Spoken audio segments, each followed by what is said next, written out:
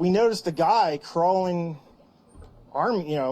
bear crawling up the roof of the building beside us, 50 feet away from us.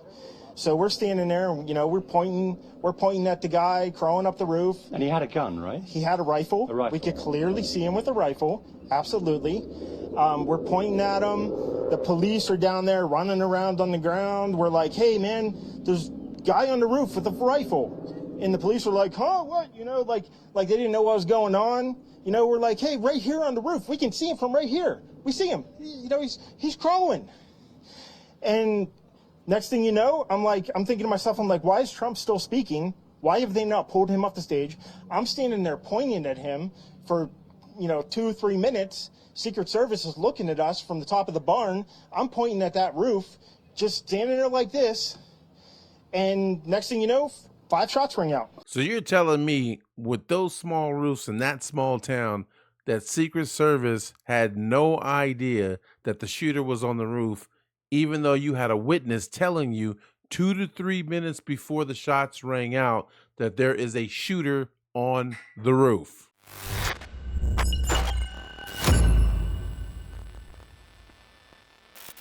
I said it in my last video. I'm going to say it again, man.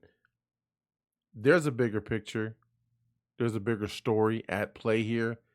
And I'm trying to share as much as I can with you while I can, because I have no doubt. I've been calling it. And I'm not going to, again, this is not about an I told you so moment.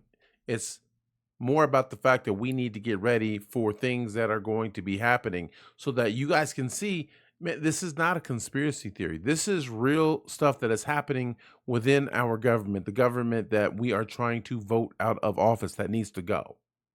You got this gentleman here, and I don't know if you guys know Secret Service, what Secret Service, their job is and what they're supposed to be doing, but you guys should go check out Candace Owens's perspective on everything that was going on, and she says it very clearly. They plan out days in advance. They look at where the president is, or the former president is supposed to be speaking from. They look at point of angles to see where a possible attack could come from. This town is not that big. They don't have huge buildings. Every last location that had any kind of line of sight to the president should have been mapped out, and they should have been prepared for whatever was going on. The only explanation that they can give at this point for why they failed so miserably, is to basically say that they failed at their job, to go ahead and let those Secret Service agents get fired for this assassination, what is now officially an assassination attempt on Donald Trump's life. But I think the story's bigger than that. The guy, I guess he's a Chinese American, that was shot and killed on the top of that roof. Once they realized what was going on, they are now saying that he is an alleged Antifa member.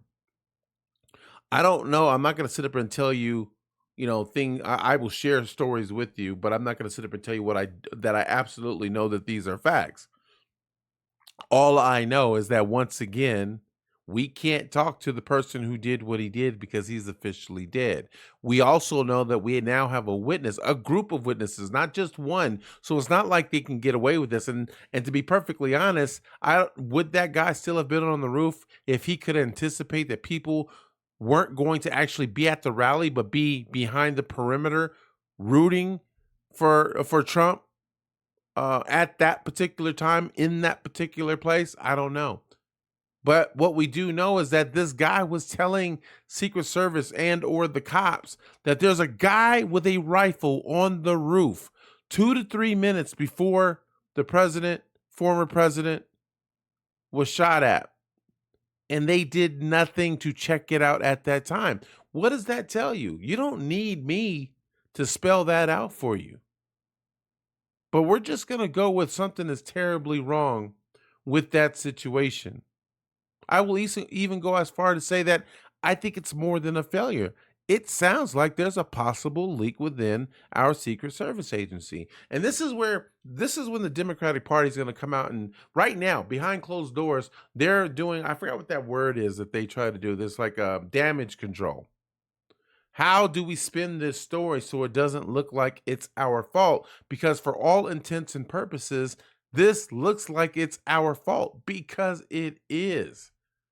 E- Even if you aren't directly responsible for the attack on Donald Trump or the attempted assassination attempt on Donald Trump's life, you guys chose to paint this evil and corrupt picture of Donald Trump when it's you guys who are evil, corrupt, egotistical, everything that you tried to make Trump look like, it's you guys. You guys want to hold on to that power that you guys have behind closed doors. You don't like Trump because he was going to take that away from you guys.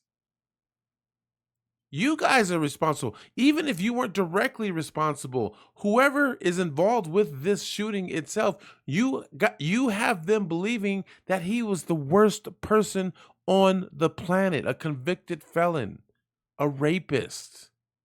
You don't have the right to paint these kind of pictures on people when they are not true or when you are the one creating them.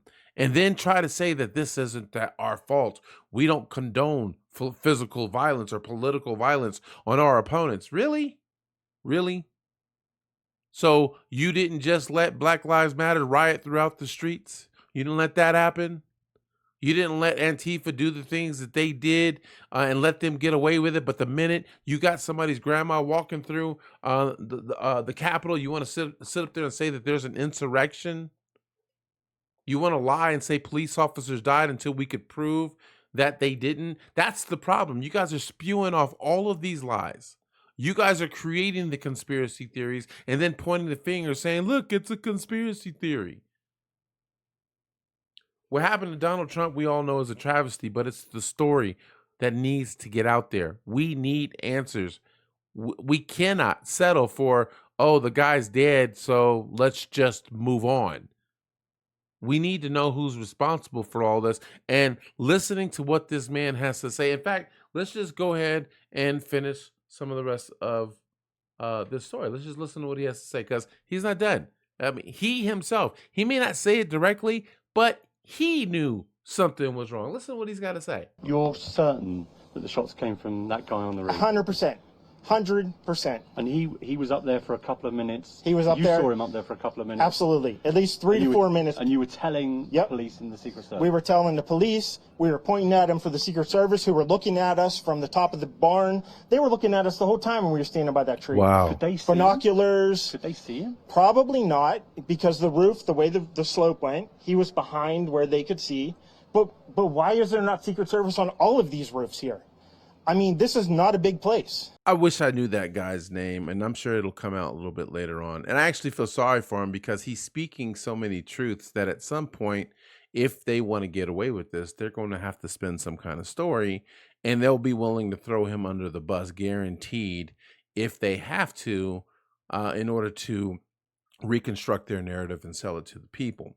But if you listen to what he said, he's trying to give them the benefit of the doubt, at least as much as he can. He says they probably didn't see them from down there where they're at because he was on the reverse, the down slant side of the roof, the opposite side of the roof. So they probably didn't see him at the time. But again, this is just a regular citizen saying, but I don't understand why. You know there's a line of sight up here, and you don't have Secret Service up here guarding this area. You just set a perimeter, but then you left it open, and you felt like it was safe enough that nobody would want to scale that kind of roof or do some harm to the president by using that area. So you had nobody. I would be very interested to see how that place was mapped out to see if there was any other spot in that area where they could have had that same kind of line of sight. And he said it was only like 50 yards, I believe. That's crazy, man. It's honestly, how do you spin that story and try to make us believe that the Secret Service just failed at doing their jobs? Because that's the only explanation they can come up with at this point, especially with this witness coming out saying the things that he's saying. And I'm sure he's not the only one. There is a huge problem in this country right now, and it is the Democratic Party. You want to be able to bring people together and act like, we let bygones be bygones. But there have been so many lies being told to us for so long that the only thing we can do at this point is to start over fresh. Yes, I do. I would love to see the Democratic Party investigated. I would love to see a lot of them go to prison. But what matters more than that right now is to just remove them so that we can start over. Get some fresh blood in there. Promote people or elect people who actually want to serve the people. That's what the government was supposed to be in the first place. I am still angry. My blood is still boiling about all of this is going on. And again, it's not because, I'm just gung ho Trump and everything else. These kind of actions should not happen to a political opponent just because you want to hold on to your power and you know you can't win. If you can't win, it's because the people don't want you there. So you're going to supersede our own judgment. You're going to supersede our vote and cheat in order to stay in power. I got to go. I just wanted to update you guys on what's been going on.